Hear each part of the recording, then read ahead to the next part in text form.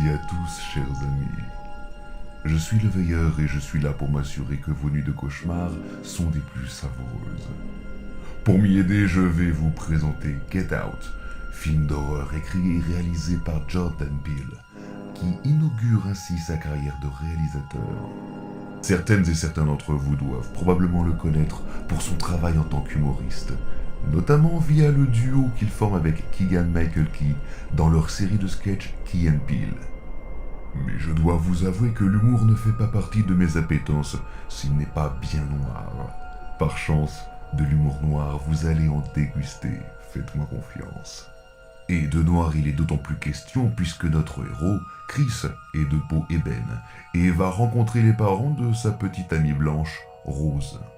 Chris est interprété par Daniel Kaluuya, acteur britannique que vous avez pu voir dans le rôle de Poche dans Skins, ainsi que dans Black Mirror ou Sicario, et que vous retrouverez dans Black Panther pour le Marvel Cinematic Universe.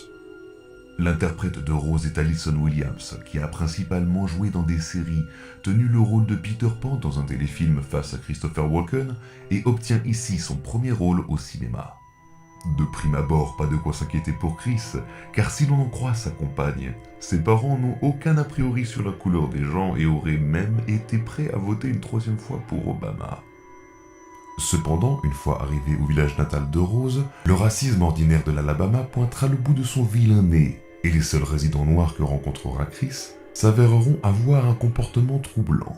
Les beaux-parents de Chris, bien que d'apparence avenants, vont révéler une facette bien obscure, tandis que dans la bourgade, hantée par le fantôme de l'esclavagisme, se produiront des incidents qui bouleverseront les convictions du jeune homme.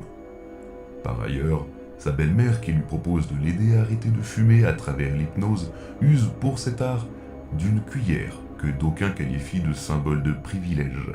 Alors que plus tard, pour se prémunir d'un assaut hypnotique, notre héros se verra contraint de boucher ses oreilles avec du coton. Tout en subtilité, je vous dis. Mais je ne préfère pas vous en dévoiler davantage pour ne rien vous gâcher. Cependant, l'hypnose est, si l'on y fait bien attention, un signe fort de l'asservissement. Plus qu'une satire sociale, Get Out se sert de cette atmosphère de racisme pour créer l'angoisse, puisqu'il instaure d'emblée une tension palpable, et suivre Chris dans sa mésaventure vous mettra dans les meilleures conditions pour ressentir cette dite tension. De mémoire, rares sont les personnages principaux de couleur dans le cinéma d'horreur, et le réalisateur Jordan Peele use de ce qu'est être noir aux États-Unis pour en tirer une mécanique d'horreur qui trouve son point culminant lorsque... Navré les amis, j'ai failli vous gâcher le plaisir de la surprise. Psychotique, délirant, intense, malaisant et mordant, Get Out est une valeur sûre pour hanter vos nuits, mais aussi un pamphlet radical sur la société encline à rejeter ce dont elle a peur par pure ignorance. La bande originale de Michael Abels est glaçante, lancinante et tout en sobriété, avec guitare sèche, harpe, violon, hautbois et quelques menus sons expérimentaux. Abels parvient, notamment sur sa première piste, à mêler dans des sonorités grinçantes et dissonantes, musicalité sudiste et voix tirée du gospel, voire du blues, qui psalmodie comme un mantra leur Sikiliza Kwawaenga, qui en swahili signifie « écoute tes ancêtres » et lie ainsi Chris et les racines des esclaves de jadis. Mais au fil de l'histoire, d'autres paroles l'inciteront à affronter la vérité, courir et se sauver, à l'instar du titre de l'œuvre et de certains personnages que rencontrera le malheureux. Get Out a été une immense surprise lors de sa sortie en salle aux États-Unis, car en plus de remporter un franc succès au box-office, il est aussi un succès critique et détient un score rare de 99% d'avis favorables sur le site Rotten Tomatoes. Bel exploit, monsieur Peele. Nous en attendons dorénavant aussi bien, voire encore mieux à l'avenir. Cependant, chers spectateurs, ne vous y trompez pas. Le titre ne vous est aucunement destiné, et croyez bien que je vais m'assurer que vous serez solidement cramponné à vos sièges jusqu'à la fin de la séance lorsque vous irez le voir en salle.